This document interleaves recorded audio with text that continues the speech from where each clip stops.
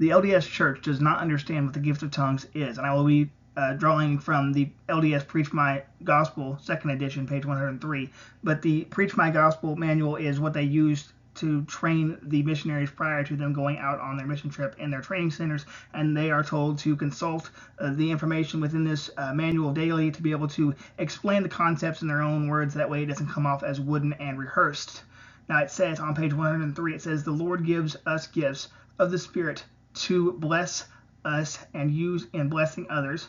For example, missionaries who learn a new language may receive the gift of tongues to give them divine help to teach others in their native languages." Did you notice what it said? It says that the missionaries who learn a new language maybe receive the gift of tongues. That's not the gift of tongues. The gift of tongues is a supernatural ability that the Lord gives to individuals to be able to explain the gospel in a language they did not know before that, to be able to effectively communicate the gospel to an individual of a different language.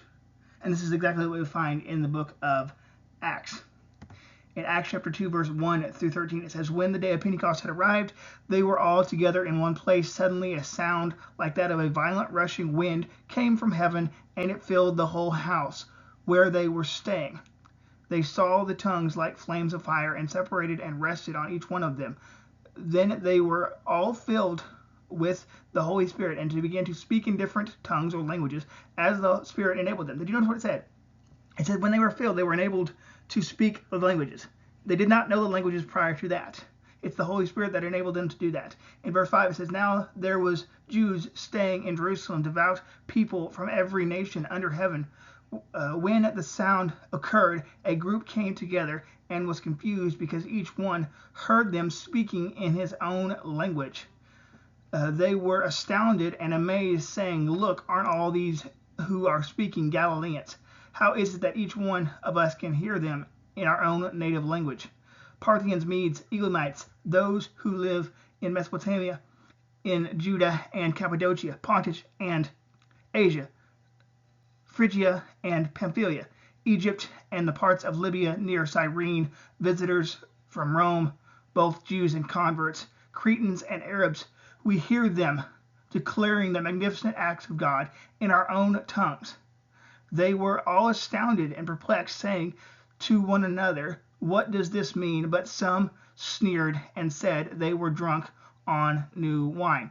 So once again, the crowd is identifying that the apostles are speaking the gospel in their native languages, and they are astounded. Once again, we can see that the apostles did not know these languages, and that's precisely what the scholars say as well with regards to Acts chapter 2.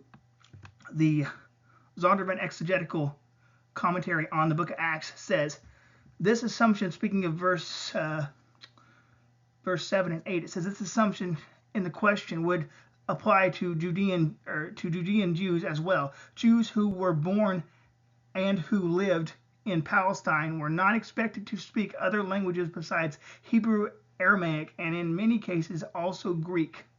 So the apostles were only expected to speak Hebrew, Aramaic, and Greek, not all the other languages, which shows that the gift of tongues or the gift of languages was a supernatural gift that the Holy Spirit imparted to the apostles to be able to effectively communicate the word of the Lord in the native language to show the supernatural manifestation of the gospel going out to all nations. We can also see in 1 Corinthians chapter 12, verse 4 through 11, so it says, "Now there are different gifts, but the same Spirit. There are different ministers, but the same Lord.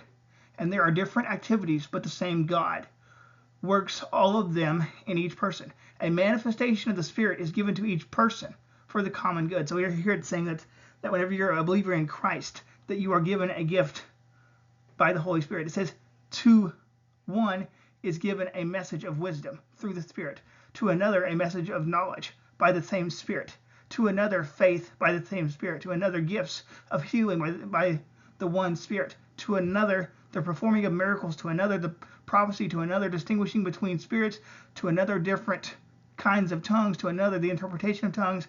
Verse 11, one and the same Spirit is active in all of these, distributing to each person as he wills.